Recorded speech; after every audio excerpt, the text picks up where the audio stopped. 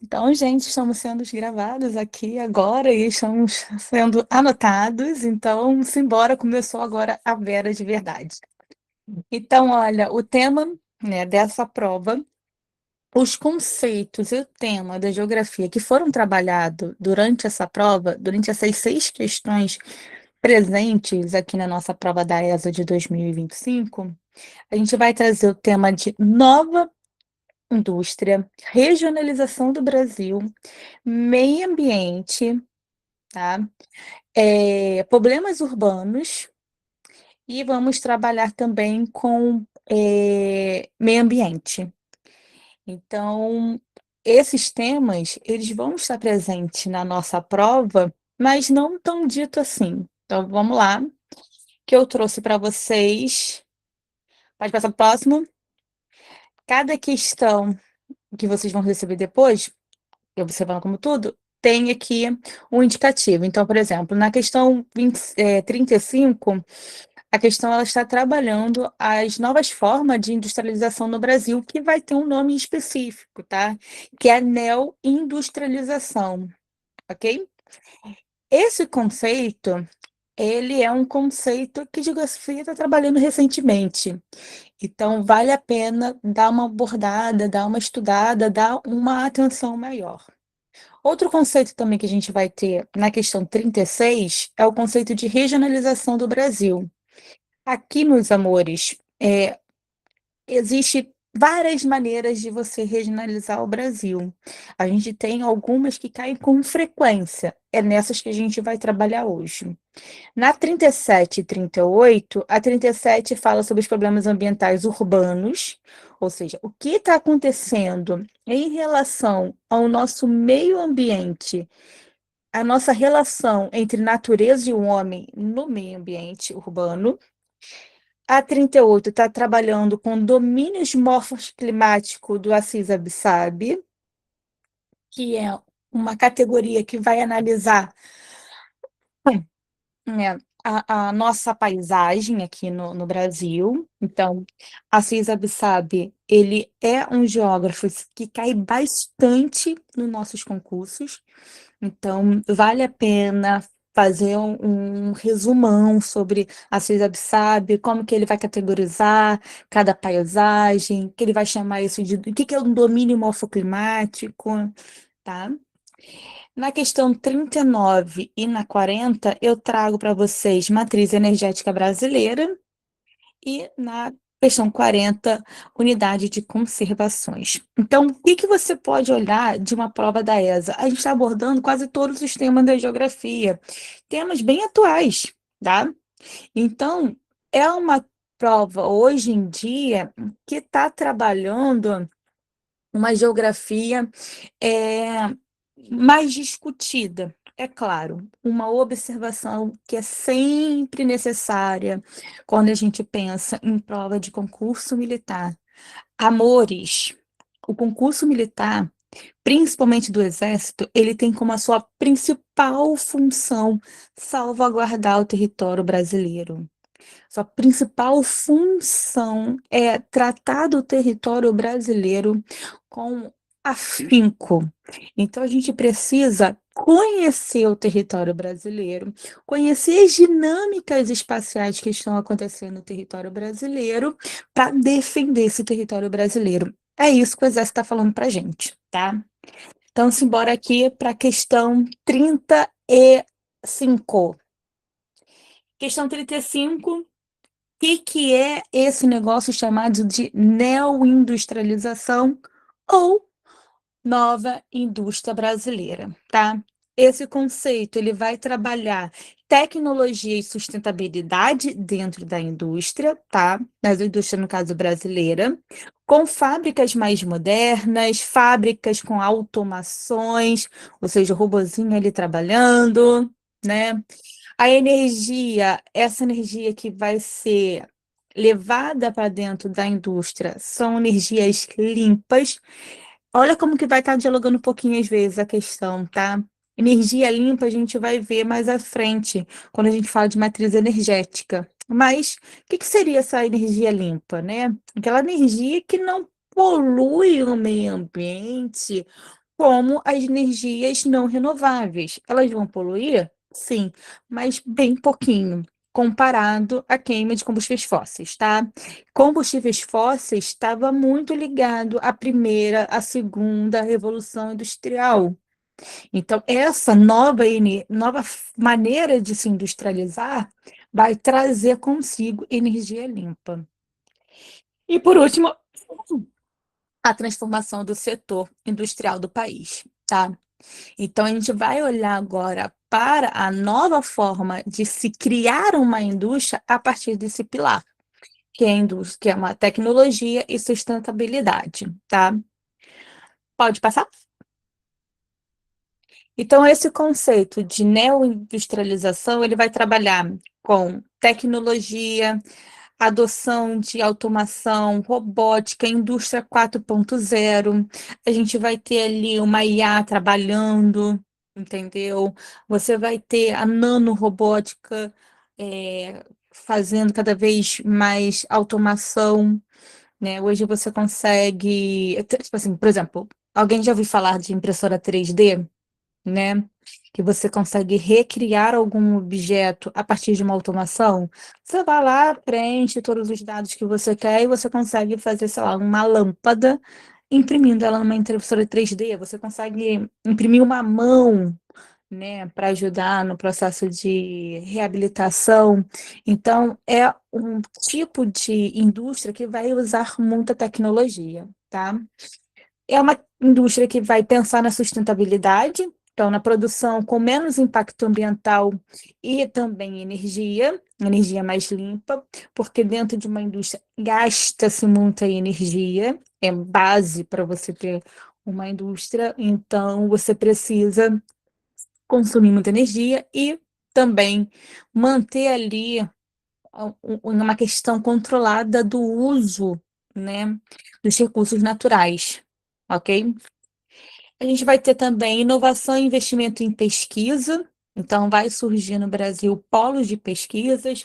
Muitas dessas indústrias hoje vão estar próximas a polos de universidades. Aqui no Rio de Janeiro, a gente tem a COP, por exemplo, que é uma operação, né, um centro de operação em pesquisa da UFRJ, aonde você tem uma colebe de cursos, né, colebe de pesquisadores que vão trabalhar desde a robótica, por exemplo, a geografia também está presente lá, trabalhando com espaço. Então, a galera que pensa hoje vai ser um ativo dentro dessa indústria para desenvolver novos produtos, né? Então, por exemplo, quem esse ano viu o surgimento de uma nova vacina, né? Para poliomielite, né? Então, essa vacina, ela só foi possível ser criada com avanço em pesquisa, em tecnologia, a indústria farmacêutica, junto com o apoio da universidade, para fazer esse desenvolvimento de novos produtos, tá? E por último, né, competitiva inserção estratégica de mercado internacional. Afinal de contas, a gente precisa produzir melhor, né, com menos custo, esse custo é tanto financeiro quanto impacto ambiental, e fazer com que esse produto seja competitivo com o mundo inteiro, tá bom? É, pode passar para mim? Aqui no Brasil, tá? Quais são os desafios, né, que essas indústrias elas apresentam? Então, a gente tem alguns obstáculos que travam o crescimento industrial brasileiro, né? O Brasil, ele vem diminuindo o espaço industrial, mas o que está acontecendo, né? Porque esse tipo de indústria, que a gente vai chamar de nova indústria, não cresce num sentido como as fronteiras agrícolas no Brasil. Aqui estão alguns informativos. Então, a gente tem como obstáculo o custo elevado da produção e também da tributação, ou seja, é alto o custo de se produzir industrialmente aqui no Brasil, né? E vocês já ouviram falar que, olha, é muito difícil construir, muito difícil ter alguma coisa no Brasil porque são muito impostos. Então, esse alto tributação, os impostos, que acaba que o o dono de meio de produção vai ter, é um dos elementos que acaba tendo como barreira para a criação de novas indústrias. O outro sentido, né, o outro obstáculo seria os câmbios, instáveis e imprevisível. Câmbio é o valor, né, que aquela moeda vai ter ao longo do seu processo, ok? Uma vez que, por exemplo, hoje a gente vive ainda um processo de dolarização da economia, né? Então, se você tem uma oscilação na moeda cambial, então você não tem uma previsibilidade de que você vai produzir por R$ 10 e no final da sua produção esse produto vai estar custando R$ 10, já que você tem aí uma inflação, você tem uma oscilação no período cambial. O terceiro ponto seria a logística, deficiente e infraestrutura precária. Essa logística, deficiente, a gente consegue desenhar ela por diversas maneiras. Bom, o Brasil, ele é um país tão grande, né, tem tamanho aí do continente, né, a gente chama aí de país continental, tamanho continental, então uma logística desse tamanho requer bastante reforço, né. Outra, tem a violência no meio urbano, né, que dificulta ainda, a segurança dessa logística. Quando a gente fala de infraestrutura precária, vamos pensar aqui nos modais que a gente tem, né, sistema de modais, ou seja, como que o produto industrial vai sair do seu lugar de produção e vai chegar até o seu consumidor. O Brasil basicamente aposta no sistema rodoviário. Então, se você tem greve dos caminhoneiros, como a gente já teve, se a gente tem acidente nas estradas, esses produtos acabam tendo ali uma dificuldade de chegar até a entrega. Ah, você também não tem modernização dos nossos portos, né, não tem tanta modernização dos nossos aeroportos. Olha, a malha ferroviária do Brasil, ela hoje é sucateada, então isso, né, favorece a não criação de novas indústrias aqui. E por último, a gente tem as barreiras comerciais e a baixa qualidade da qualificação profissional, né. Então, só para a gente entender isso de trás para frente. Por exemplo, hoje, quais são as profissões que mais se é formado no Brasil, né, se a gente for pegar pelo IBGE. A gente vê que a gente forma muito advogados, muitos pedagogos e pouquíssimos, né, se pensar numa relação, poucos engenheiros, né, poucos matemáticos, poucos físicos. Isso inviabiliza a mão de obra qualificada, tá. Pode passar? Vou deixar vocês aqui com a primeira questão, ok. Vocês preferem que eu leia a questão com vocês ou que vocês tenham, assim, um minutinho aí para conseguir fazer a questão? Podem falar, tá. Ler. Tá. Ó, ótimo. Todo mundo concorda que é ler, né? Perfeito. Então vamos lá. Brasil ganha novas políticas industriais com metas para o desenvolvimento até 2033. Aí tá bem pequenininha a letra aqui, que é: inovação e sustentabilidade estão no centro das novas indústrias, nova indústria Brasil, que definiu a área estratégia para investimento de acordo com o potencial impacto no desenvolvimento socioeconômico do país. Olha, ele já está falando aqui para mim, nessa parte que está bem clarinha, que as inovações e sustentabilidade estão no centro da nova indústria no Brasil, tá? Então a gente precisa ficar aqui, pensando. Isso daí, na hora da prova, é para dar uma circulada. Vamos ao texto da pergunta. Com a nova política industrial, o Brasil dá um passo decisivo em direção à neoindustrialização. A indústria ainda enfrenta, porém, vários problemas que aumenta o custo e dificulta a maior participação no mercado externo, entre eles a flutuação cambial, 2, problema de logística, 3, barreiras tarifárias e não tarifárias e 4, a falta de qualificação da força de trabalho. Quais dessas alternativas aqui estão corretas?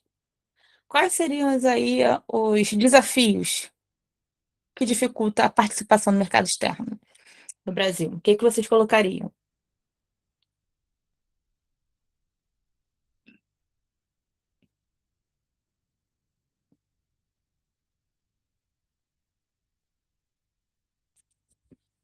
Letra A, vão colocando que eu estou olhando aqui o chat de vocês. Cadê essa? B,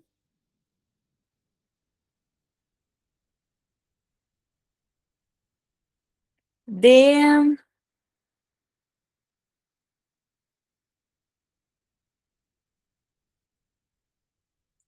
B,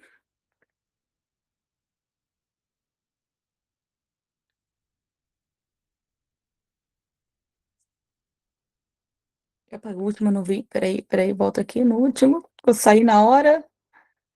Letra B. Ih, tá ganhando a letra B, hein? Vamos lá? Verificar qual alternativa está correta?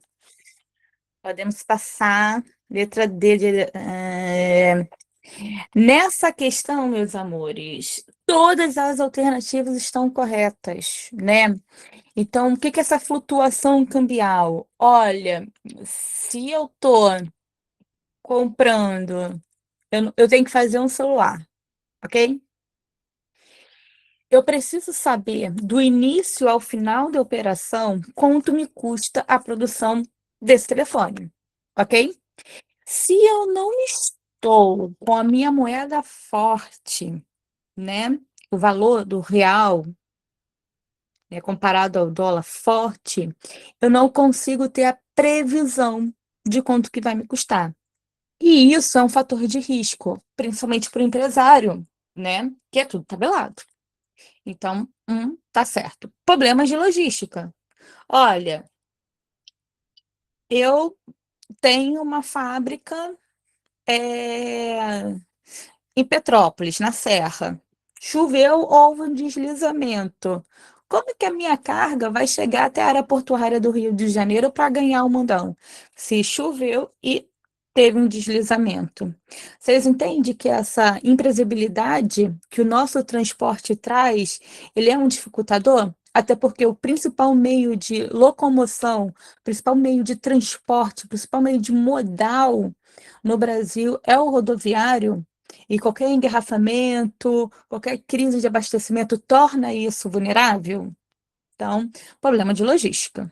Barreira de tarifa ou não tarifas. Olha o que está acontecendo no Brasil, né?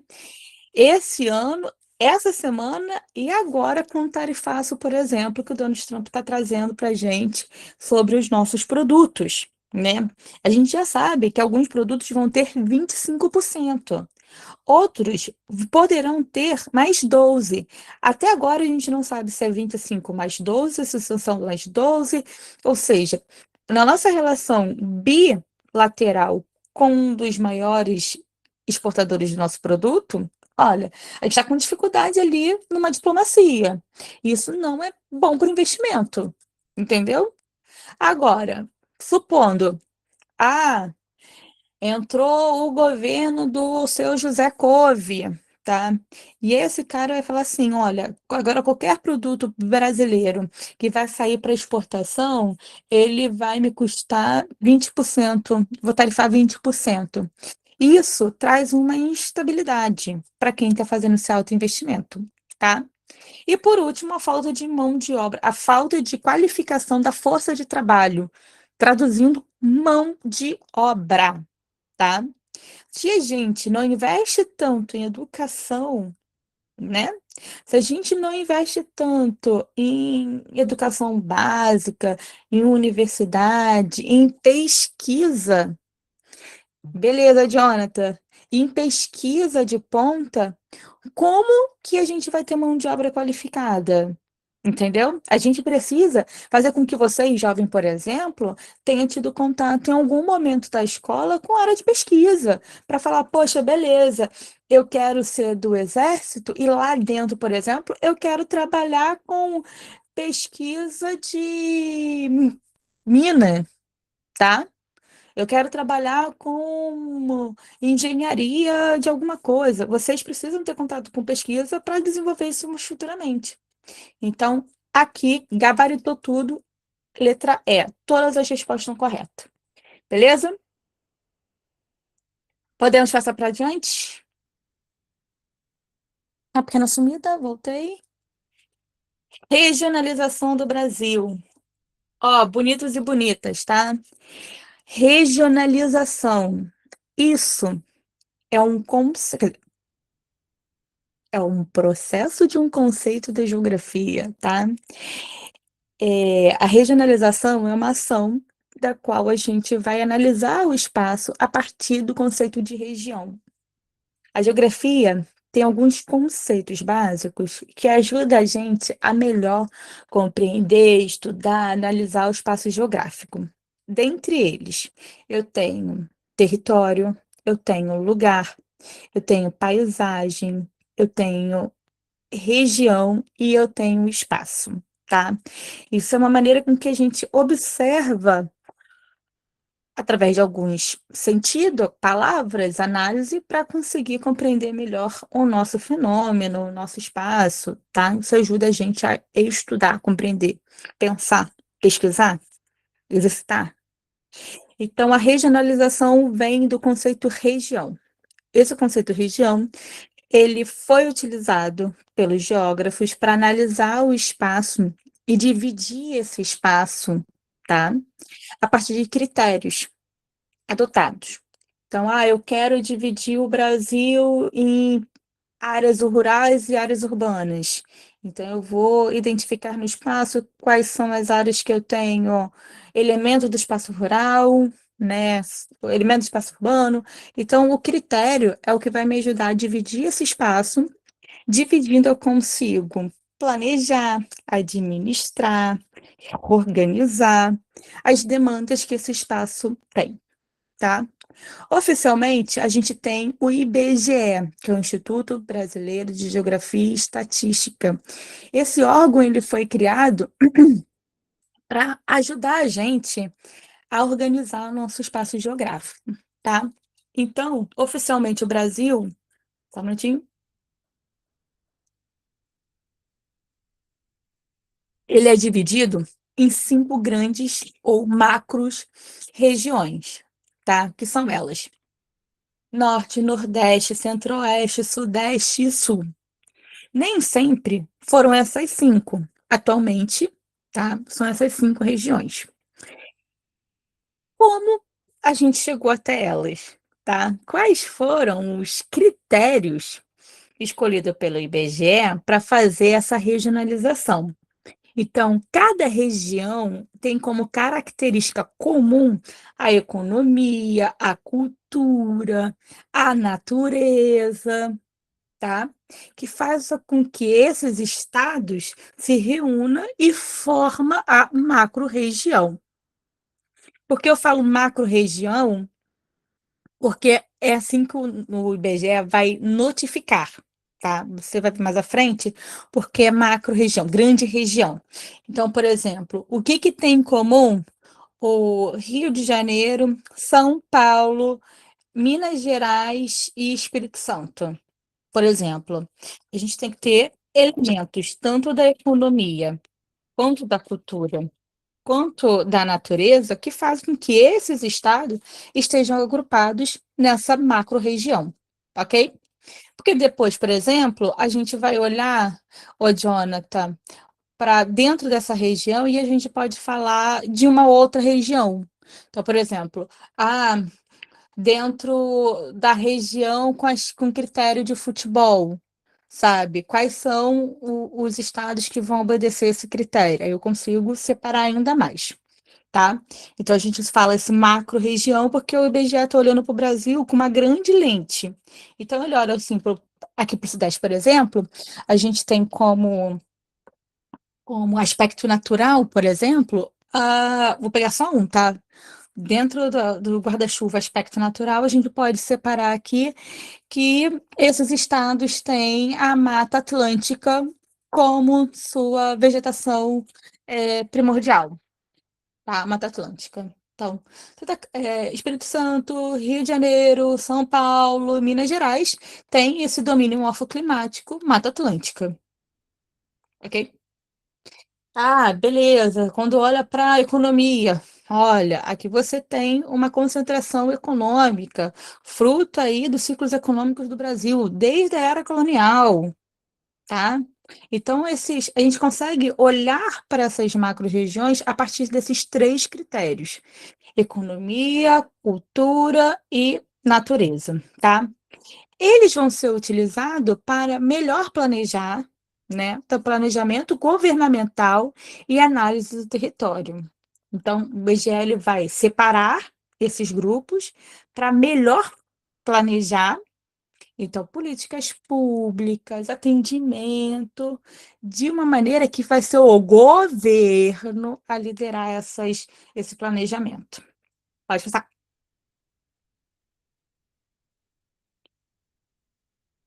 Nesse próximo slide, eu trago para vocês o conceito, tá? O que é regionalizar? É dividir o território em área com características semelhantes, facilitando o planejamento e análise regional. Palavra linda! Critério. Os critérios podem ser econômicos, renda, produção. Os naturais podem ser clima, relevo, vegetação. Culturais e histórico pode ser tradição e ocupação.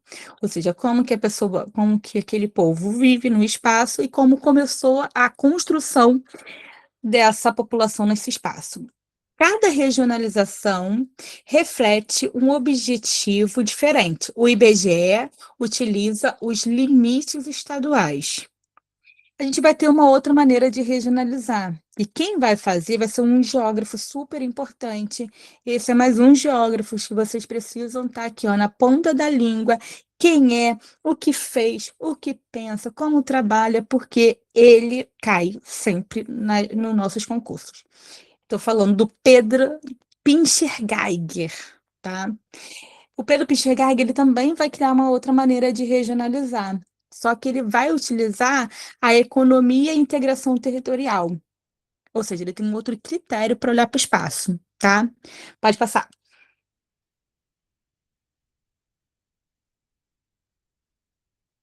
Então, olha só, essa regionalização oficial do IBGE, se liga aqui no bizu que eu trouxe para vocês. Eu tenho uma divisão oficial do território brasileiro em 5 regiões. No IBGE, os limites estaduais definidos e reconhecidos oficialmente, vai utilizar para o planejamento governamental e de políticas públicas, quem vai fazer é o Estado brasileiro. E quais vão ser a base de dados? Vai ser os dados estatísticos do censo do IBGE. Então, essa varredura que o IBGE faz através do censo ajuda a alimentar esse banco de dados que a gente utiliza para fazer regionalização no Brasil.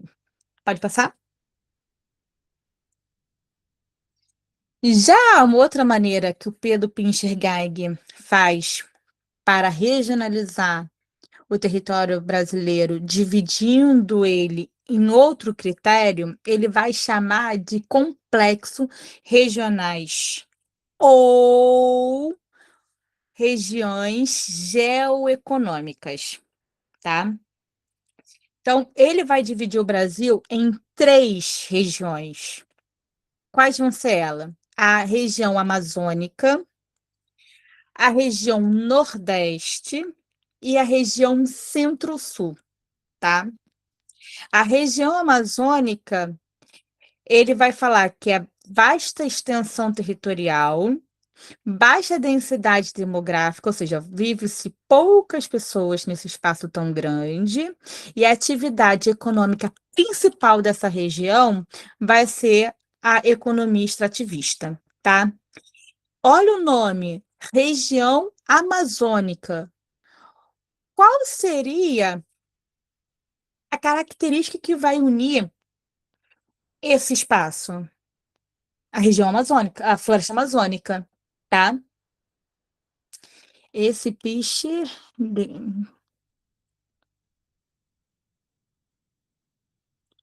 E ó, deixa eu ver quem foi que perguntou. Só esqueci o nome. Jonathan. Olha, o Pedro Pinchergag, só um parênteses aqui. Ele me deu aula na faculdade, na UERJ. Ele já trabalhou para o IBGE, tá?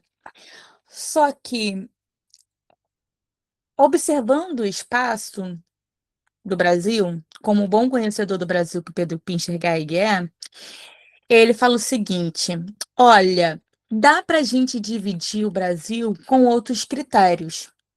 Por exemplo, quando eu olho para a floresta amazônica, ela se impõe no espaço. É a maior floresta equatorial do mundo. Ela tem uma dinâmica própria de ocupação, uma dinâmica própria de construção, uma dinâmica própria da galera ganhar dinheiro. Então, olha, aonde eu tenho a floresta amazônica no território, eu vou ter uma dinâmica diferente.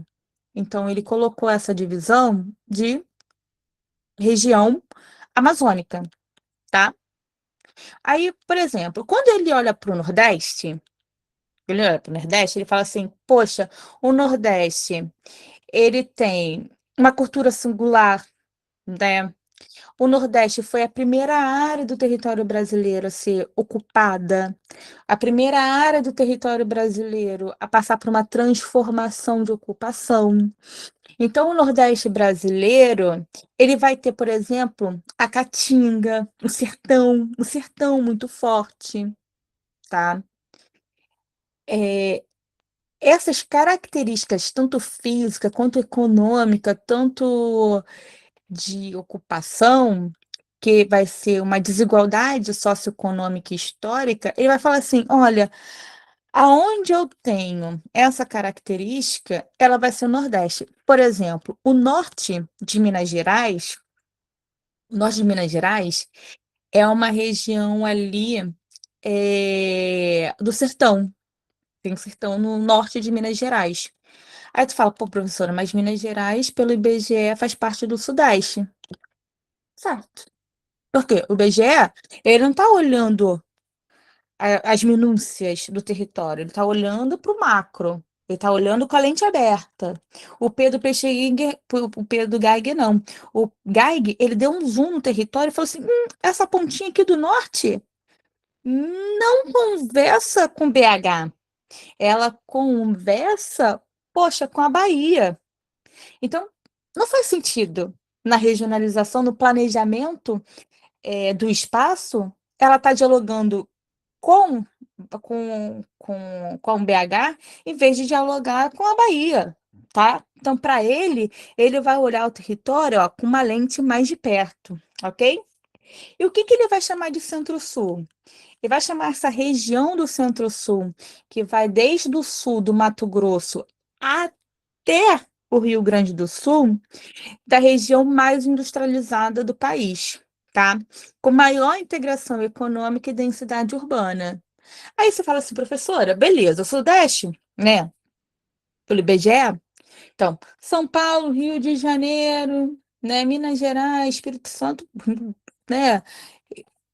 Você tem ali o começo de industrialização no Brasil. Ah, poxa, ó, Santa Catarina, Paraná, Rio Grande do Sul, pô, é bem urbanizado também, industrial. E a galera do Centro-Oeste, onde entra a indústria? Vai entrar a indústria no agro. A gente está falando da Revolução Verde.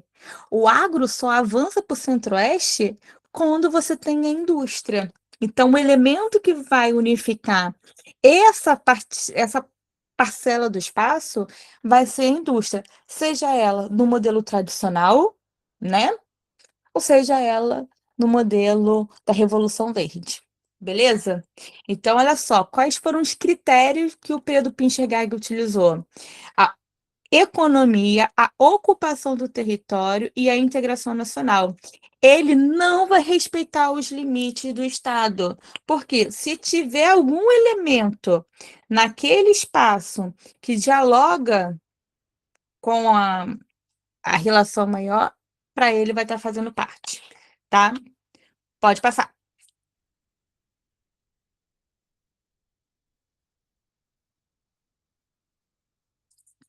Fazendo a leitura. Gente, hoje está quente, né? Tá seco. Nunca pensei. Mentira. Vamos lá. Questão 36. O Brasil, país de extensão e diversidade geográfica continental, expressa o dilema da regionalização em múltipla escala. Jamais podemos ignorar as regionalizações são sempre historicamente datada, assim como a espiritualização tem sua validade regionalmente delimitada, pois nunca podemos ser amplamente generalizada, tá? Então, ele está falando o seguinte para gente, galera: existem várias maneiras de regionalizar o Brasil. Cada uma tem um propósito, cada uma foi criada no momento, tá? Então vamos lá, VOF. Primeira, a mais conhecida das divisões regionais do Brasil é a divisão oficial do IBGE, que estabeleceu pela primeira vez as 5 macro-regiões na década de 1990. Nasce o Sudeste, que é São Paulo, Rio de Janeiro, sendo agrupado Minas Gerais e Espírito Santo. Nasce o Nordeste, com a presença de Tocantins, Bahia e Maranhão. Todo o território de Goiás pertence ao Centro-Oeste e, por fim, a região Norte e Sul, existente desde a década de 40. E aí, tá certo ou verdadeiro? Tá certo ou falso? 2. O foco da proposta de regionalização do Pedro Pincher Geiger é de formação do território brasileiro e de integração nacional a partir da industrialização. Por isso, uma das regiões oficiais do Brasil com a mais assertiva do país. É bastante rigorosa a ponto de vista científico e dos limites estaduais. Pedro Pincher Geiger, ele vai respeitar os limites territoriais? Ele é o mais conhecido? Número 3. Outras regionalizações do espaço brasileiro é de reconhecer as 3 grandes complexos ou unidades regionais, também conhecida como regiões geoeconômicas: Amazônico, Centro-Oeste e Nordeste. A sequência correta, né, fica como? O que que vocês colocariam de alternativa?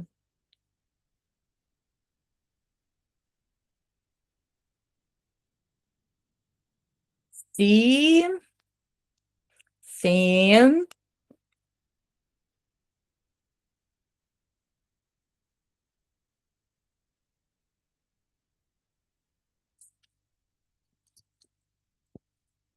sim. Tô gostando, hein? Tá entre B e C? Deixa eu ver aqui. Tá, ok.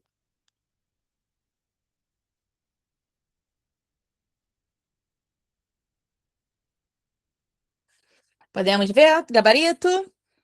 Tarararararã.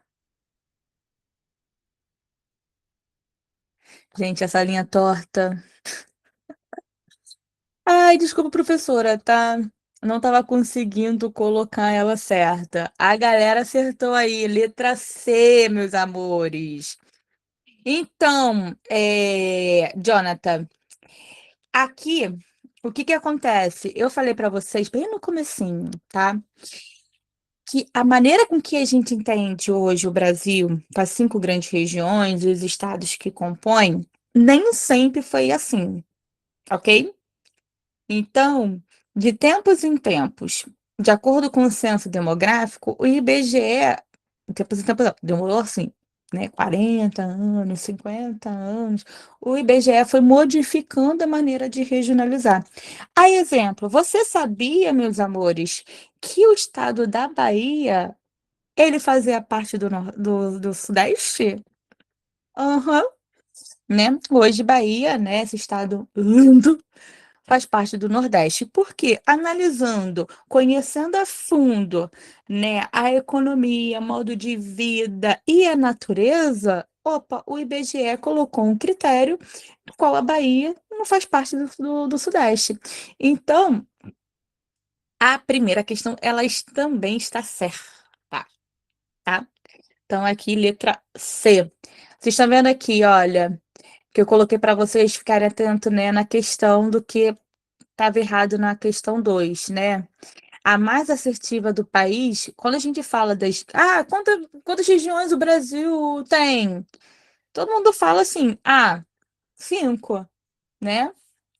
Para quem não estudou geografia, ou para quem não estudou recentemente a geografia, por exemplo, quando eu estava no colégio, eu não estudei as 3 macro-regiões, a partir do Pichegeiger.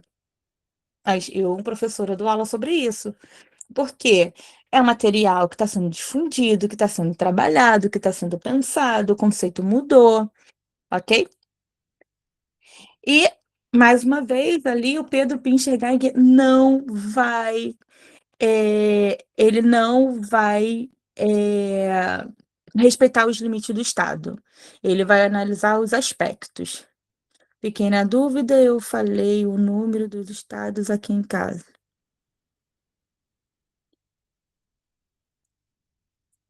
Tá. Podemos passar para a próxima? De boa essa? Boa. Ai, essa questão aqui, olha, lindeza. Quem vive no espaço urbano, a gente convive com isso, infelizmente, sempre, né, na nossa rotina. Problemas ambientais urbanos, desafios ambientais nas cidades brasileiras. O que que acontece na relação homem-natureza nos espaços urbanos, tá? As cidades brasileiras enfrentam sérios problemas ambientais. Deixa eu ver, adivinhar quais são. Poluição do ar, contaminação dos rios, né? A gente não chama um córrego de rio ou riacho, a gente chama de valão, né? Pelo menos aqui no Rio a gente chama de valão quando o rio está totalmente poluído. Aí você tem a impermeabilização do solo, né? Que é quando você taca ali tanto asfalto nesse solo que dificulta a água da chuva infiltrar e chegar no lençol freático. Isso é um problema gravíssimo, né? Porque vai causar, por exemplo, inundação, né, enchente. A gente também tem ocupações irregulares, né? Que popularmente a gente vai chamar isso de favelas, tá? Que, enfim, são construções mais vulneráveis ambientalmente falando, então são mais suscetíveis a deslizamento, quando a gente tem um período muito grande de chuva, né? Falta de abastecimento e por aí vai. Então, esse desafio afeta diretamente a qualidade de vida da população urbana e existe política pública eficaz, tá? Pode passar? Então, bora lá, problemas ambientais, principais desafios ambientais na cidade brasileira. Lixo e descarte irregular dos resíduos sólidos. Gente, a gente até hoje no Brasil, a gente não tem um negócio chamado aterro sanitário. A gente vive ainda com lixões coletivos na nossa cidade, né? Sem tratamento adequado para os lixos. A gente tem poluição das fábricas e do ar, com emissão de gases. Só para vocês terem noção, aqui no Rio de Janeiro, tem uma indústria na cidade do Rio, que é a CSA, tá? ela ela é uma indústria de base, então ela pega e transforma o alumínio em barra de alumínio. E ela polui muito ar. A galera que mora perto ali em Campo Grande sofre, né? Principalmente no finalzinho do outono para o início do inverno, que tem inversão térmica. A galera sofre. Os hospitais enchem nessa época do ano. A gente tem esgoto sem tratamento e impermeabilização do solo e ocupações irregulares na áreas de risco, tá? Então, simbora ver o que tem mais sobre essa questão.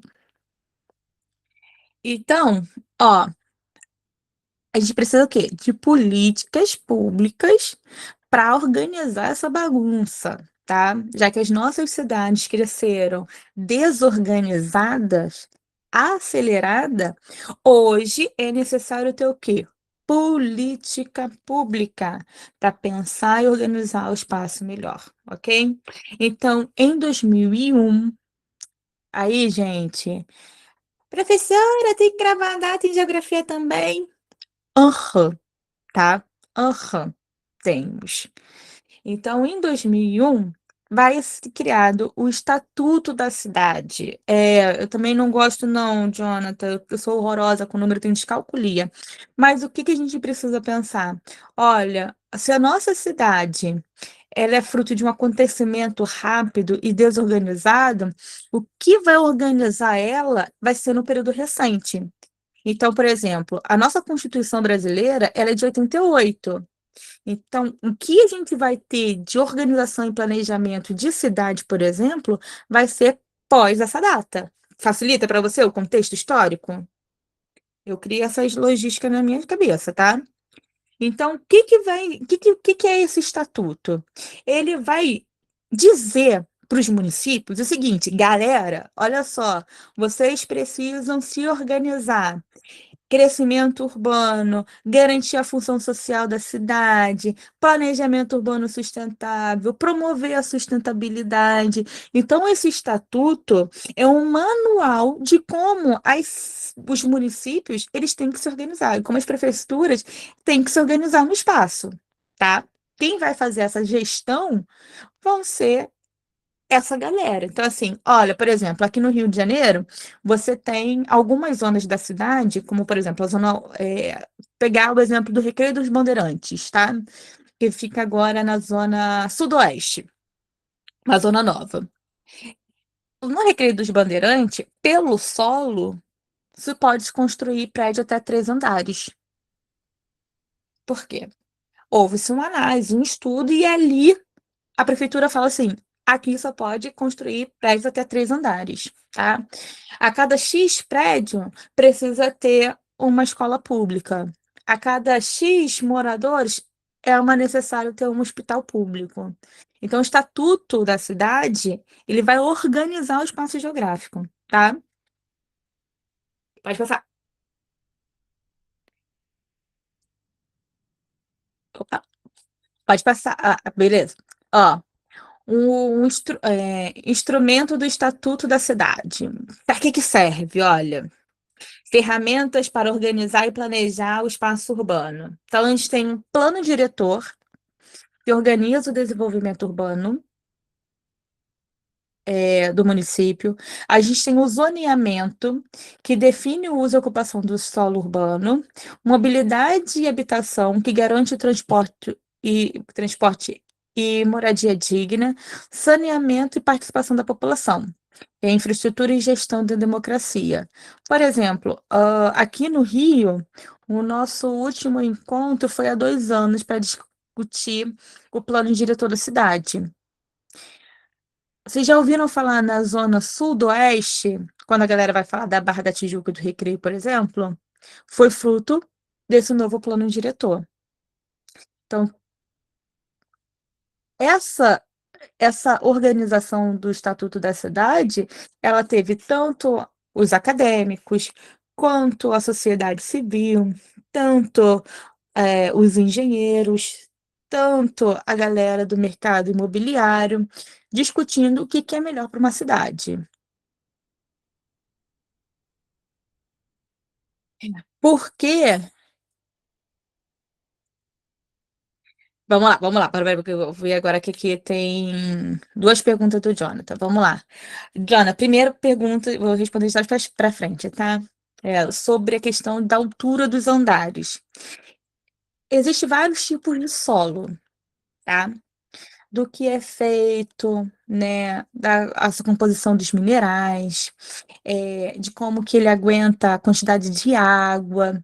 Então, cada solo, ele seria bom para um determinado tipo de uso. Então, por exemplo, os solos que a gente encontra nessa região da cidade que eu falei, que é ali do Recreio dos Bandeirantes, é um solo arenoso. Então, é um solo que não é bom para construção civil. Então, eu consigo ter ali, sem um grande risco de desabamento, prédio até 3 andares. Eu era uma criança, tá? Então, assim, vocês nem sonhavam em ter nascido. A gente teve um desabamento de um prédio. Ah, por exemplo, aí perto de vocês, São Gonçalo. Então, para vocês chegarem até o Rio pela. Ah, esqueci o nome daquela. Ah, não. Vocês pegam? Não. Tem aquela. Vocês já ouviram, já passaram perto do Shopping São Gonçalo? Que fica em frente à Manilha? Beleza.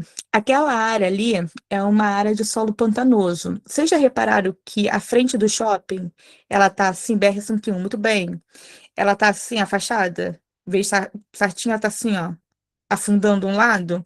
Por quê? Naquela região ali de mangue, não era para ter construção. Porque o solo, ele não aguenta o peso.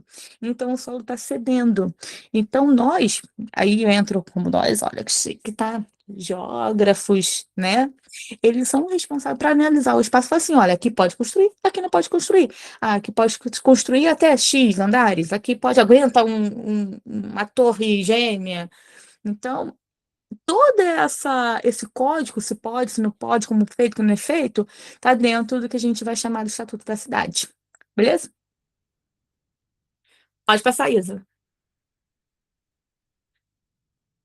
Então, a gente tem aqui a nossa pergunta 37, tá?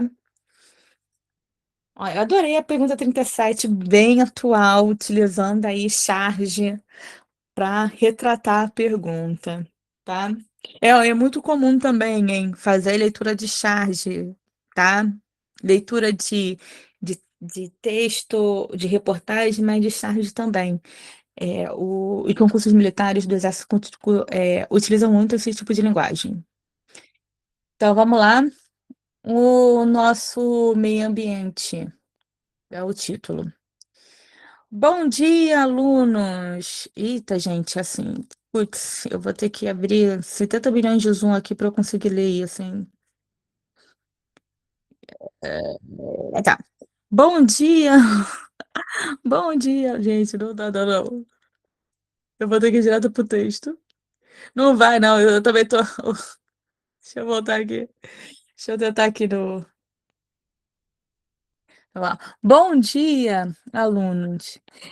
Esse é o Oliveira, Ovelhinha, o recrutinho do Exército Brasileiro. Bom dia, crianças!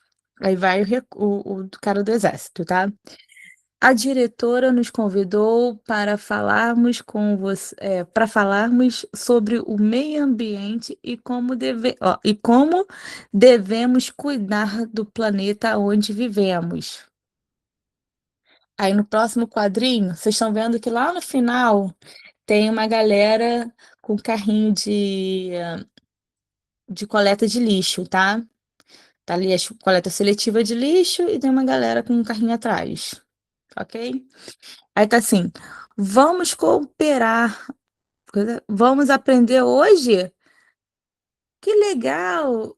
E os uniformes deles são tão bonitos. Aí tá aqui. Primeiramente, devemos descartar correta, a, primeiramente, devemos descartar a ocorrência dos problemas urbanos potencializado pela ação humana. Vários rios e lagos estão poluídos, pois o esgoto de casa e industrial vão diretos para eles.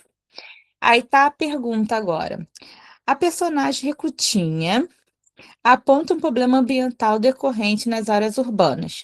Contudo, a fim de assegurar, olha aqui, o bem-estar geral do modo de preservar o meio ambiente, promover a qualidade de vida e da população e garantir o desenvolvimento urbano sustentável para a cidade, no dia 10 de julho de 2001, foi sancionado um documento que regulamentou os itens de políticas urbanas que consistem na Constituição de 1988, denominado de quê?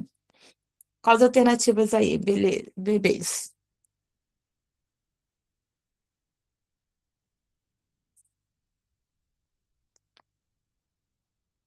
E de elefante. Gente, na hora que eu. Só um parênteses aqui. Na hora que eu coloquei essa pergunta, eu esqueci de botar uma cola aqui para mim com essa chave maior. Meu Deus do céu. Ai. E de elefante, simbora.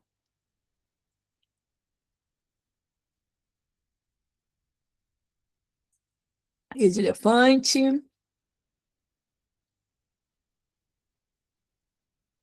Será que vocês estão gabaritando de novo? Tô gostando, hein? Pode virar, Isa. Opa. Letra E, acertaram. Arrasanes, né? É de glorificar de pé. Aqui, ó.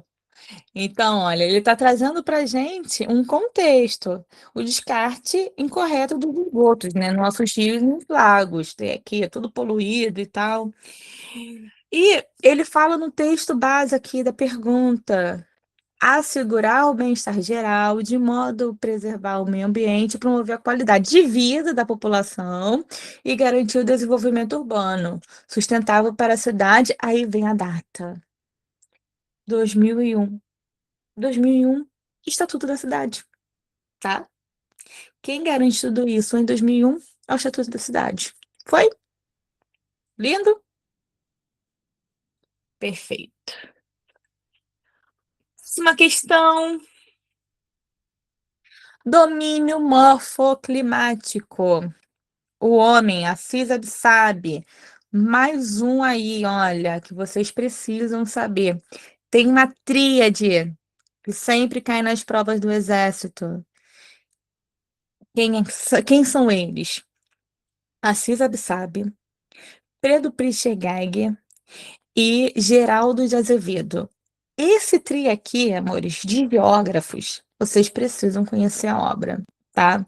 Vocês precisam conhecer a obra. Então, assim, assiste vídeos na internet, quem são, tem vários documentos, sabe, vários videozinhos ilustrando o que que faz, o que que pensa, o que come, onde faz, tira lá, faz isso, tá? Coloca um caderninho de observação sobre isso, ok? Porque sempre vai cair, sempre vai cair. Quando não cai os três, cai pelo menos dois. Nessa prova, por exemplo, caiu dois desses três. Então, quem é o Assis Absabe? Tá? Esse cara, ele percorreu o território brasileiro analisando o espaço. Posso sim. Assis Absabe está aí nesse material. O Pedro Pincher Geiger também está nesse material que eu estou divulgando para vocês. O único que vocês têm que anotar seria o Geraldo de Azevedo. Ele vai trabalhar com o relevo brasileiro, tá? Ele sempre cai. Para quem esteve aqui comigo na última aula, a gente teve uma questão sobre ele, ok? Então, esses três aí, ó, precisamos conhecer, virar brothers. Então, olha, o mapa é elaborado por Assis Absabe, considerando o relevo, clima, vegetação e hidrografia. Ou seja, o cara vai analisar o espaço através do aspecto físico do Brasil, tá? E vai nominar, tá? Então, por exemplo, ele vai observar. Lembra que eu falei da regionalização lá atrás? Né? Que ele está fazendo? Ele está olhando para o espaço e dividindo o espaço por critérios. Critérios o quê? Morfoclimáticos, ok? E ele vai dividir o espaço brasileiro em 6 domínios morfoclimáticos, que ele vai chamar de Amazônico, Caatinga, Cerrado, Mar de Morros, Araucária e Pradaria, tá? Só para vocês entenderem um pouquinho, tá? Aqui no Sudeste, ou especificamente no Rio de Janeiro, São Paulo, Minas Gerais, a gente está num lugar chamado Mar de Morros, porque ele observando o espaço, né? Ele olhou e viu o seguinte: esse relevo aqui é interessante. Parece meias laranjas cortadas. Parece o quê? Várias ondinhas. Mas como assim onda sem água? Então ele denominou de mar de morros. Ok? Então vamos lá. Cada domínio representa uma combinação única entre relevo, vegetação, clima e hidrografia, refletindo a enorme diversidade natural do Brasil. Nosso país é bem grande, galera, e bem diverso, tá? Pode passar, Isa. Então, o que são os domínios morfoclimáticos, tá? Então, relevo, ele pega a forma do terreno, as características, ou seja, eu tenho aqui um planalto, tenho muita erosão, eu tenho uma planície, eu tenho muita sedimentação, e olha, chapado, então ele vai pegando as características do relevo. O clima, ele está observando a temperatura, precipitação, lembrando que precipitação é chuva, né? Os padrões, olha. A gente tem um padrão seguinte, como que é o inverno no Rio de Janeiro? É o inverno que eu vou botar um casaco de neve? Não, porque no Rio de Janeiro não neva. Então ele vai observando esses padrões climáticos, tá? Predominante de cada região que ele está observando. A vegetação. Então ele olha assim, a cobertura vegetal, né? Ou seja, o tamanho das folhas, como se comporta cada estação do ano. Então, ele também vai olhar para esse aspecto, tá? Hidrografia, ele vai olhar para os rios. Olha, esse rio de Planalto é de planície, tal, esse conjunto aqui tá ligado a qual rio principal, tá? Esse recurso hídrico, ele é perene, ou seja, está sempre na natureza, ou ele é temporário, ou seja, aparece a cada seca. Então, ele está analisando mesmo o espaço físico do território. Galera, assim, a CISAB sabe, tá? Pode passar, Isa. Então, eu trouxe para vocês assim, resuminho aqui do que ele vai classificar. Então, por exemplo, ele vai falar que o domínio amazônico, a floresta equatorial é densa e úmida. Principal aspecto desse domínio, floresta densa e úmida. Na Caatinga, a gente tem o semiárido nordestino, vegetação de xerófila, ou seja, espinho. Lembra do cacto? Aquele espinho do cacto. É nada mais e nada menos do que uma folha, tá? É pontiaguda assim porque está num lugar muito seco, então a plantinha precisa se proteger para não perder água para a natureza.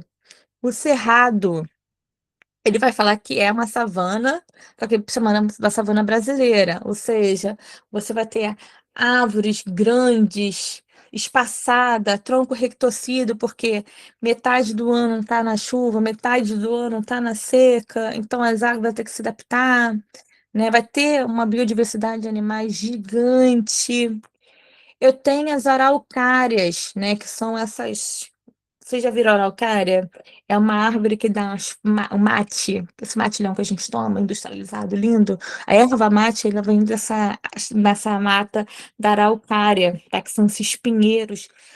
São característicos de climas subtropicais, ok? E pradaria são campos, são gramados, tá? Bem localizado no sul do Brasil. Um clima temperado, ou seja, as estações do ano elas são iguais. Próximo, né? Ele fala o seguinte: Cada região dessa, cada domínio morfoclimático dele tem uma zona de transição. Eu não posso, por exemplo, sair de uma mata densa, fechada, úmida, como a amazônica, e cair numa caatinga que tem o quê? Espinho. Eu preciso ter uma zona de transição. Essas faixas de transição a gente vai chamar de ecotonos. Linda palavra, né? Briga com a galera de biologia. Esse ecotonos, a gente vai ter, são faixas de transição. Quais são elas? O Pantanal, tá? Mata do Cocais e o Agreste. Então, o Pantanal é uma área de transição entre o Cerrado e a Amazônia, com grande biodiversidade e inundações sazonais. Mata do Cocais, esse étnos está entre a Amazônia e a Caatinga e o Cerrado, tá? Com presença de palmeiras como Barbaçu e Carnaúba. O açaí vem de lá também. O Agreste, faixa de transição entre a zona da mata úmida e o sertão semiárido, com característica de clima intermediária. Então, além dessas seis domínio morfoclimático, eu tenho uma interseção a cada domínio. Pode passar?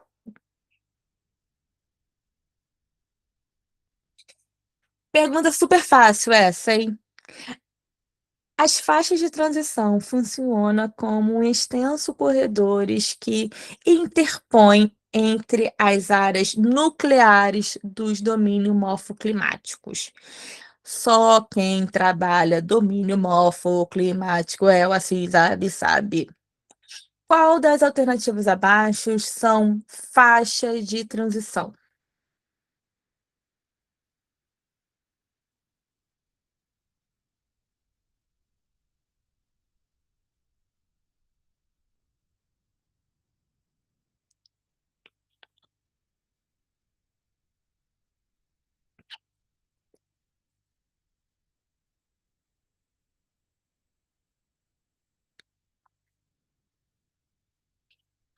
Que eu tô adorando, gente. Tô saindo daqui muito feliz. Então, se liga só. Essa pergunta tá falando que é o Assis Absabe? Não. Não vem dizendo que é o Assis Absabe. Mas só o Assis Absabe que trabalha o domínio morfoclimático. Então, o gatilho dessa pergunta é o domínio morfoclimático, que tem os núcleos e eu tenho as zonas de interseção, tá? Que a gente vai chamar de zona de transição. Pode passar, Isa? Então, para quem falou letra A, parabéns, acertaram. Tô aqui, eu tô feliz, gente. Eu tô feliz. Tô feliz, feliz, feliz, feliz. Quem acertou letra A, perfeito, tá? Porque ele está falando aqui dos extensos corredores que interpõem entre as áreas de núcleos, áreas nucleares de domínio morfoclimático. É, tá vendo que aqui essa pergunta, ele precisa saber quais são os domínios morfoclimáticos? Ah, Amazônico, né? Depois eu tenho quem? Mar de Morros. Depois eu tenho quem? A Caatinga. Depois eu tenho quem? Eu tenho Cerrado. Depois eu tenho o quê? Araucária. Depois eu tenho quem? A Pradaria. Letra E, já tenho dois domínios morfoclimáticos. Na área de interseção, corto. Letra D, não pode ser porque eu tenho a Mata da Araucária. E é o quê? Domínio morfoclimático. Corto. Letra C, tem um Pradaria. Também é um domínio morfoclimático. Corto. Letra B, também tem outro domínio morfoclimático aqui, que é a Mata da Araucária. Corto. A única que apresenta duas áreas de transição, letra A. Mata do Cocais e o Pantanal Mato Grossense, tá? Então, muito bem, galera. Foi difícil essa? O que que vocês acharam?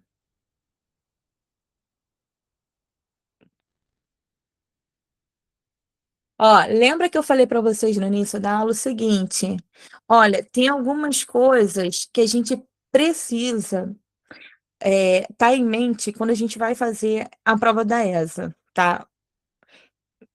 olha o edital, a gente precisa olhar para o edital e falar assim: "Beleza, dentro desse edital, eu tenho pontos que vão sempre estar presente", tá. Como, por exemplo, quando ele vai falar sobre vegetação, relevo e tudo mais, vai cair domínio morfoclimático, ok? Então, quem vai trabalhar domínio morfoclimático? Assis Abissab. Quem vai trabalhar com relevo? Geraldo de Azevedo. Esses caras precisam estar o quê? Na ponta da língua, tá? Beleza? Próxima questão. Matriz energética no Brasil, tá? Chamamos de matriz energética a nossa fonte de energia, tá? Que a gente vai utilizar aqui no Brasil. Quais são elas? A gente tem tantas fontes de energia, a gente tem energia eólica, a gente tem energia solar, hidrelétrica, biomassa, né?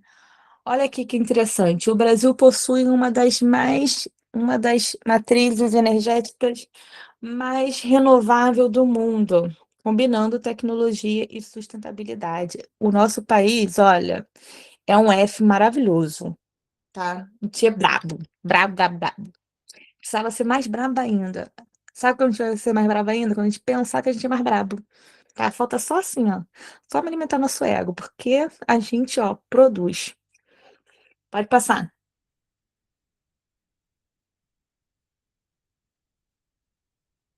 Ó, o que são matriz energética, tá? Matriz energética é um conjunto de todas as fontes de energia utilizada por um país para suprir a sua necessidade de consumo, desde a geração de eletricidade até o transporte e indústria, tá? Então, quando a gente fala de matriz energética, eu estou me referindo à luz que chega na nossa casa. Como que a gente vai fazer com que os nossos transportes, seja ele privado ou coletivo, circule, tá? E como que a gente alimenta as nossas indústrias, ok? Beleza? A gente tem diversas fontes de energia. O Brasil, ele é um país que possui um território gigante, tá? Com muitas riquezas naturais. Isso é um fator estratégico e importante para o Brasil ser grandão nessa política, ok? Então, olha só, o Brasil possui uma das matrizes energéticas mais limpas e renováveis do mundo, com grande participação de hidrelétrica, energia eólica, solar, biomassa e etanol, por exemplo, aqui, resultando de sua vasta extensão territorial e diversidade natural.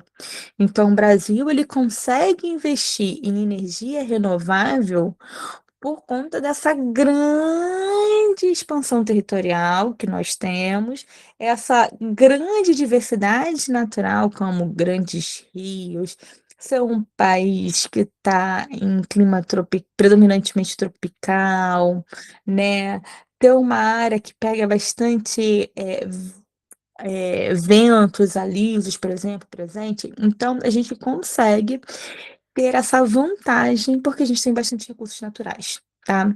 Pode passar. Até agora, obrigada, Jonathan. Eu estou falando muito de fontes renováveis, mas afinal de contas, o que que são fontes renováveis, né? A gente tem que fazer essa primeira pergunta aí. A gente chama de fontes renováveis aquelas fontes que estão o quê? Em abundância na natureza, tá? Que são elementos naturais que vão estar sempre aí presentes, beleza? E que vai poluir menos do que dos combustíveis fósseis, tá? Polui, professora? Polui menos, tá? Não é isenta de poluição, vai poluir, só que menos. Então, uma hidrelétrica, a principal fonte de energia que o Brasil vai utilizar. O Brasil investiu muito em energia hidrelétrica, tá? Por conta dos nossos rios caudalosos, ou seja, com grande volume de água, e por conta dos nossos rios serem rios de planalto, tá? São rios com queda d'água. Então, essa queda d'água consegue fazer geração de energia, tá? A gente tem algumas usinas hidrelétricas importantes do nosso país, como, por exemplo, a de Itaipu, que abastece a nossa região aqui, ok? No caso, a região sudeste, tá? A gente é alimentado pela usina de Itaipu, que é uma usina bilateral, ou seja, ela é meio brasileira e meio paraguaia, tá? Que fica ali na bacia do Rio Paraná, tá? Na região do Foz do Iguaçu, aonde a gente tem a catarata do Foz do Iguaçu, ok? A gente tem um parque eólico muito importante na região no sudeste do Brasil e também no sul do Brasil, especificamente na região do Rio Grande, no estado do Rio Grande do Sul, tá? A energia eólica é aquela energia que vem do vento, tá? Que vai fazer com que haja uma força mecânica para gerar essas eh, hélices, tá?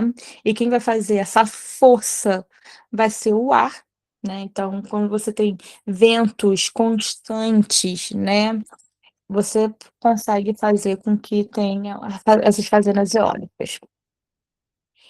Eh, solar, né, que é alimentada pela energia do sol, tá, da radiação solar, então, em áreas de grandes intensidade de radiação solar, você consegue fazer essa armazenamento. Então, eu tenho a área tanto dos trópicos quanto a área equatorial, uma abundância de radiação solar.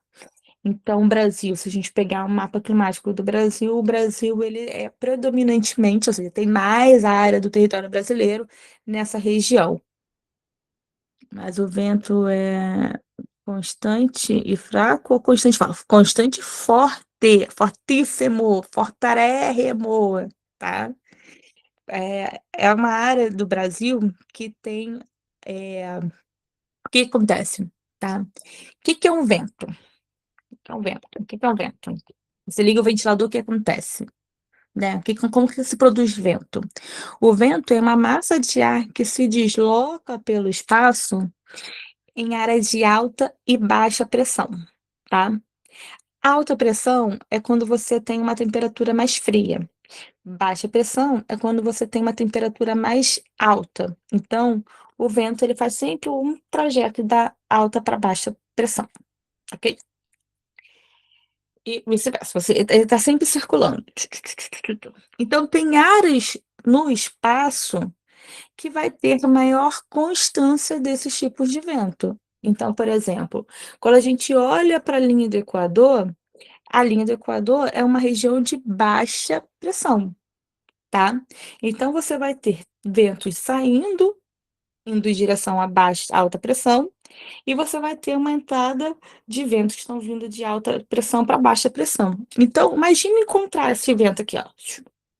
Então, é o ideal ali para você ter fábricas de usina eólica pela constância desse vento, tá? Natureza, aí olha, abundante. E biomassa? A biomassa, ela vai utilizar materiais orgânicos, ou seja, você pode ter uma vegetação, lixo orgânico em geração de resíduo, tá? O Brasil, a gente tem como, por exemplo, um símbolo da biomassa, o etanol. Quando você vai lá abastecer o carro no posto de gasolina, você tem tanto a gasolina, que é derivado do petróleo, quanto o etanol, por exemplo, tá? O etanol, pode passar? Deixa eu ver se eu já posso. Vou falar mais à frente do etanol, tá? Então, deixa eu ver aqui. Menino faz. Imagina, já ouviu um ventilador barulhento? Imagina uma hélice gigante, sei lá, com 30 metros. Imagina o tamanho do barulho que é estar próximo dessas fábricas. É um negócio assim, né? Lembra que eu falei que não existe energia sem ser poluente? Uma poluição da energia eólica é o quê? Poluição sonora, tá? É um barulho ensurdecedor. Então, simbora. O que que a gente vai chamar de fonte não renovável, tá? É aquela que o material que produz a energia pode se esgotar, e não se reproduz com muita rapidez no espaço. Então, por exemplo, o petróleo, ele demora um tempo geológico muito grande para ser produzido. Então, ele é um produto que pode chegar à escassez, tá? Por isso que a gente vai chamar ele de não renovável, porque o retorno dele para a natureza depende de um tempo muito longo, ok?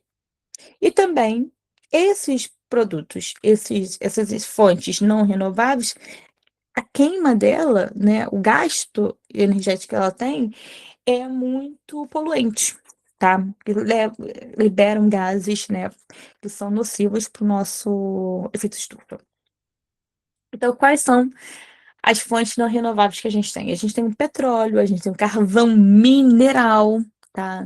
Não é o que tu coloca lá na churrasqueira, não. É o mineral, aquele que tu coloca para alimentar as ferrovias, Maria Fumaça, por exemplo. Eu tenho gás natural, esse GNV, quando você vai abastecer o carro, né? Esse gás, ele é um combustível fóssil. Eu também tenho o urânio. O urânio, esse aí também vai fazer bomba. Mas nesse caso, ele alimenta usinas nucleares, tá?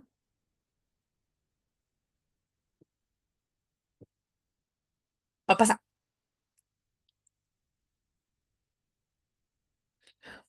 Uh, aqui, ó. Programa Pro Álcool que a gente vai ter. Se liga.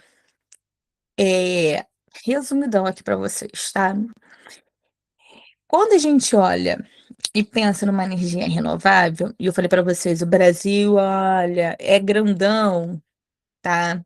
É um dos que mais usa energia renovável no mundo, natureza abundante, recursos naturais é infinito. A gente também tem uma patente que é o álcool, tá? O etanol. Ele foi criado em 1975, quando o mundo estava vivendo a primeira crise do petróleo, tá? Então, como o mundo era dependente do petróleo, e sim, fazemos parte do mundo, né?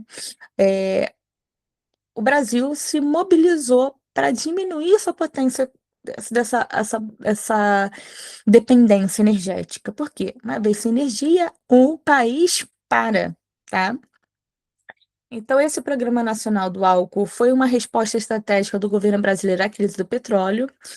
Tinha objetivos principais: reduzir a dependência do petróleo importado; dois, estimular a produção de etanol a partir da cana-de-açúcar. Lembrando que cana-de-açúcar já foi um ciclo econômico gente, ou seja, a galera sabia cultivar. 3, fortalecer a indústria sucroaldeira nacional, ou seja, reativar as usinas, né?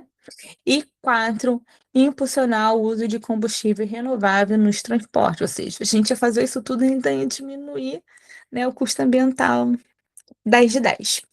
Então, o Proálcool tornou o Brasil referente mundial em biocombustível e impulsionou o desenvolvimento de veículo flex fuel, tá? De veículos que você pode utilizar tanto a gasolina quanto o álcool, beleza? Muito difundido, muito, muito, muito, muito. Final da década de 90, boa parte das frotas brasileiras de carro utilizavam tanto etanol quanto a gasolina. Pode passar.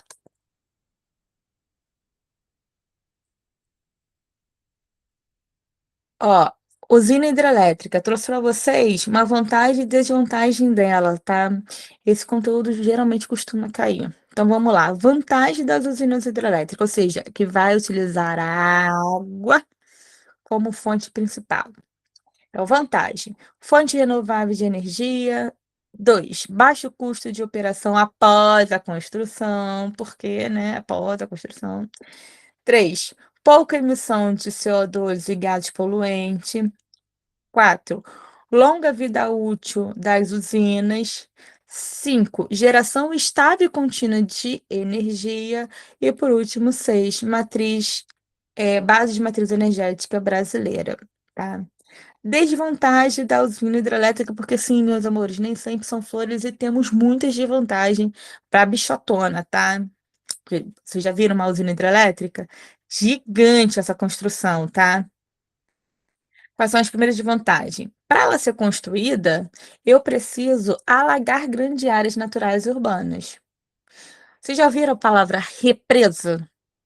Que é quando você coloca uma barreira natural ou uma barreira construída num rio e ele aumenta o volume pela lateral. Então, para eu ter uma maior queda de água e eu gerar mais energia, eu preciso ter o quê? Uma represa, sabe, segurando o máximo de água, máximo de água, máximo de água, para que quando a compota abrir, a água ganha muita velocidade. Essa muita velocidade faz com que as bobinas circulem e transforme o que é mecânico em energia elétrica. Bacana? Então, para isso, eu alago áreas e mais áreas, né, próximas aos leitos dos rios. Impacto social disso. Você tem aí a remoção das comunidades que vivem à beira dos rios, ribeirinhos, né? A galera vai ter essa área inundada, alagada, né? Outra desvantagem que a gente vai ter, que é a alteração do curso, alteração do curso de água dos rios, né? E o ecossistema dos rios. Por quê? Pensa, se eu vou alagar uma área, eu preciso trazer mais água para essa área. Então, eu posso desviar um riozinho aqui, aumentar um rio acolá, para fazer com que tudo chegue com mais velocidade naquela área. Eu vou ter também dependência do regime de chuva. Ou seja, precisa estar sempre bonitinho, lindinho ali, né? Tudo cooperando para sempre chover nessa região. E eu também tenho conflito com os povos indígenas ribeirinhos, porque são os mais atingidos dessa região, ok? Não está aqui, mas tem uma observação. Uma desvantagem também que, apesar de emitir pouco CO2, a hidrelétrica também emite, tá? Por quê? Porque como ela vai alagar as áreas, tudo que é o material orgânico que vai ficar debaixo da água vai entrar em decomposição. E essa decomposição vai fazendo com que haja, né, esses gases poluentes, beleza? Pode passar. Usina termoelétrica, aquela que vai usar urânio, tá? Muito utilizada na Europa. Lembrando que o continente europeu não vai cair na nossa prova, assim espero. O continente europeu não é tão rico em riquezas naturais, tá, gente? Desculpa, Brasil é para poucos, ok? Então, vai utilizar ainda combustíveis fósseis como carvão mineral e também usinas de urânio enriquecido. Então, as termoelétricas, menina, a galera da Europa vive uma crise energética tensa. Vocês estão acompanhando que o verão lá tá, olha, altas temperaturas, e a galera não pode usar ar-condicionado. Por quê? Porque tem crise energética. É, bebê, o negócio é feio lá também, tá? Então se liga só, tem que valorizar aqui nosso território, tá? Então, olha, as usinas termoelétricas são acionadas principalmente em período de estiagem. A gente também usa, só que pouco. Em um período de estiagem, quando as hidrelétricas operam abaixo da capacidade. Também entram em funcionamento durante o pico da demanda energética. Sua principal desvantagem é a maior emissão de gases poluentes, contribuindo para o efeito estufa e a poluição do ar.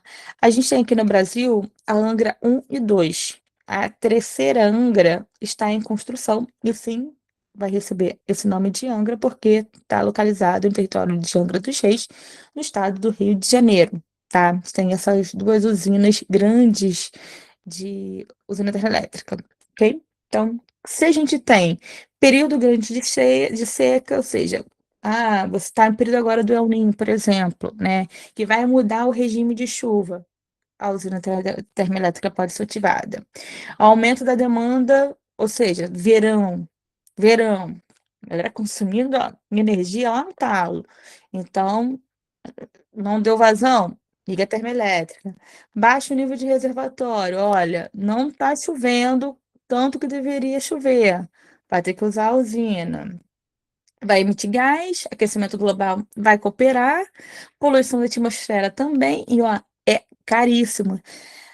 Para quem ainda não, mas pergunta para a mãe de vocês, o pai de vocês, quem é que esteja com vocês em casa, quando chega o verão, o que que acontece com a nossa conta de luz? Se não vai lá para as alturas, né? Porque você tem um aumento da demanda energética e, além do aumento da demanda energética, a usina termoelétrica é utilizada. Pode passar.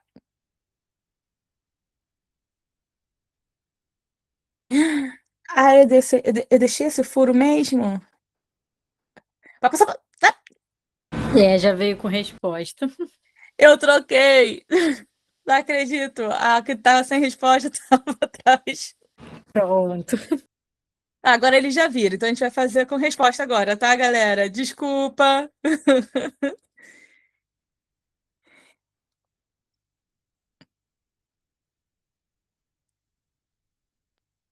Somos muito ricos, assim. Sério mesmo. O Brasil, ele é um país incrível. Sério mesmo. Então vamos lá. Olha só, o Brasil, por motivos diferentes, também apresenta uma das matrizes energéticas mais limpas do mundo. A respeito dessa afirmação, julgue os itens abaixo. 1. O país desenvolveu estratégia baseada na. Ih, peraí, deixa eu só voltar aqui. O Brasil desenvolveu estratégia baseada na exportação intensa dos seus vastos recursos hídricos para gerar energia elétrica, né? A gente está falando aí de como que o Brasil tem grandes bacias hidrográficas e muitas bacias hidrográficas com os rios caudalosos de Planalto. Por isso favorece a construção de usina hidrelétrica.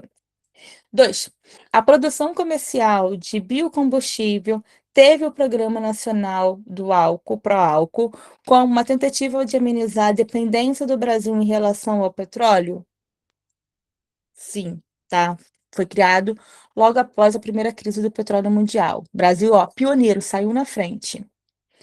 3. As usinas hidrelétricas que têm menor capacidade instalada na produção do país produzem uma energias mais caras e mais impacto ambiental comparada às usinas termoelétrica e termonuclear, né? Menor capacidade e elas produzem menos impacto. Erradíssima, falso.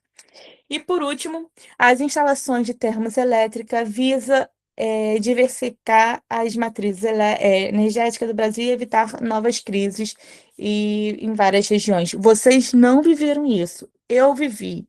O Brasil passava por vários apagões, tá? Década de 90, início dos anos 2000, quando a gente ainda não tinha tanto investimento em matriz energética, o Brasil, ele vivia tensos apagões de ficar um dia, 2 dias, 3 dias no escuro. Isso atrapalha o desenvolvimento do país, ok? Próxima questão e última questão. A gente tem aqui o Parque Nacional de Itatiaia, Unidade de Conservação e Proteção Integral, tá? O Parque Nacional de Itatiaia é um exemplo de unidade de conservação. Localizado entre o estado de Minas Gerais e Rio de Janeiro, é o primeiro parque nacional do Brasil, criado em 1937. Olha o que ele visava, tá? Preservar o ecossistema da Mata Atlântica e que abriga grande diversidade, ok? Então, uma unidade de conservação tem como objetivo preservar o ecossistema. E olha, Vargas aqui, ó, lá na frente, pensando, tá? Pode passar. Eu coloquei aqui para vocês o Sistema Nacional de Unidade de Conservação, tá? Que é um conjunto de unidades de conservação federais, estaduais e municipais, gerenciadas de forma integrada. Foi fundada pela Lei de 2000, organizada pelas áreas de proteção de Brasil em duas grandes categorias: a de proteção integral que tem como objetivo preservar a natureza com mínima interferência humana, e a de uso sustentável, tá? Que o objetivo é compatibilizar a conservação da natureza com o uso sustentável dos seus recursos. Ou seja, a primeira de integração total, o homem vai muito pouco, tá? Mas você tem a natureza mais preservada. Já de uso sustentável, é possível ter o combo homem e natureza, né? O homem pode agir na natureza desde que seja de uma maneira consciente e sustentável. Pode passar. Então, ó, só para vocês verem, a proteção integral, a categoria de unidade de conservação do Parque Integral, a gente tem quais são elas, né? O Parque Nacional, como o caso do Itatiaia, Estação Ecológica, Reserva Biológica do Chico Mendes, por exemplo, monumentos naturais, refúgio de vida silvestre. Essas são as unidades aonde você tem a preservação de ecossistemas. Então, pode passar. Quais são os objetivos, né, dos parques nacionais? Preservar os ecossistemas naturais de grande relevância ecológica, promover pesquisas científicas e monitoramentos ambientais. 2, desenvolver a educação ambiental e consciência ecológica. E, por último, estimular turismo ecológico e visitação controlada, tá? Esse combo aqui, gente, garante a nossa proteção do meio ambiente. Por exemplo, vamos pensar aqui num bioma da Mata Atlântica. A Mata Atlântica, desde a chegada dos portugueses até hoje, ou seja, de 1500 até 2026, de 100% da cobertura vegetal, nós só temos, no momento de agora, 7%. Ou seja, olha quanto a gente desmatou, a gente perdeu os animais, a gente perdeu a vegetação local. Olha quanto que a gente destruiu, sabe? 93%, ó. Então a gente precisa preservar o que ficou, né? Tirar os animais de extinção, aumentar a área. Então, é necessário você ter um controle, né? Você ter estudo, você ter uma conscientização da população para que não acabe. Imagina, acabou os 7%, né? Vai passar. Ai, gente, de novo, eu inverti a pergunta, tá? Vamos lá, vocês já sabem. Ah, a Ilza foi mais rápida? Perfeita. Então vamos lá. As atividades, as atividades de caminhada e escalada do Parque Nacional de Itatiaia são eventos turísticos tradicionais naquele maciço. Quando a gente fala maciço, é o relevo, tá? Nesse caso aqui é um planalto. É um maciço antigo. É, nos últimos anos dessas atividades, vem sendo adequada à realidade das unidades de conservação, um conjunto de equipes do Parque da Câmara Técnica de Montanhismo e de Ecoturismo. Para isso, em 2007, o parque conta com regras para uso adequado do Planalto, que vêm sendo aprimoradas anualmente.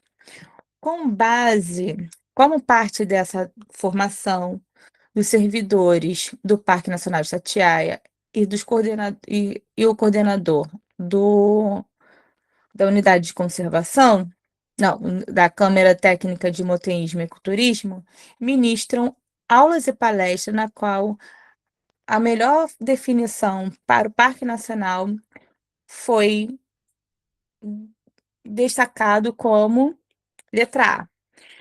Uma estação ecoecológica definida pela preservação integral. Ecoecológica significa preservação integral? B. Uma reserva biológica destinada à pesquisa científica. Eu tenho montanhismo, né? Eu tenho ecoturismo, mas só o cientista que vai para lá? C. Um refúgio de vida silvestre destinado a manter o ecossistema natural em área relativamente reduzida. com pouca população humana, né? Letra D. Uma área de relevante interesse ecológico destinada à proteção ambientais naturais, com as quais se asseguram a existência e a reprodução de espécies de floras e faunas. E letra E de elefante, uma categoria destinada à preservação do ecossistema naturais de grande beleza cênica. Deve ser aberta à visitação pública, mas de acordo com as normas dos planos de manejo. E aí? O que que vocês me colocam nessa questão?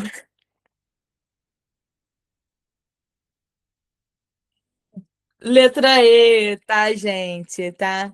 Quando a gente fala aqui, olha, volta para aquele slide rapidinho, que eu botei o bizu aqui. Ele tá falando de regras para usos adequados, tá? Realizada uma unidade de conservação e o turismo que tem lá é um ecoturismo, ou seja, tem regras para estar naquele lugar. É preservado, mas tem regra para estar naquele lugar. Então, quando tu for fazer uma caminhada lá ou escalar, você não pode pegar uma garrafa PET como essa e jogar na natureza, tá? Porque você estaria aí infringindo as regras, tá? Então, o indivíduo que vai fazer um montanhismo ou uma escalada, ele passa por um estudo, tá? Então, pode passar o slide.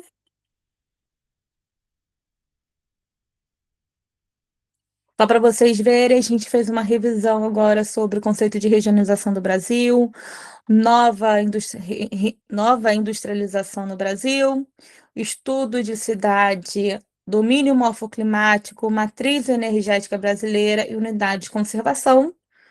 Pode passar?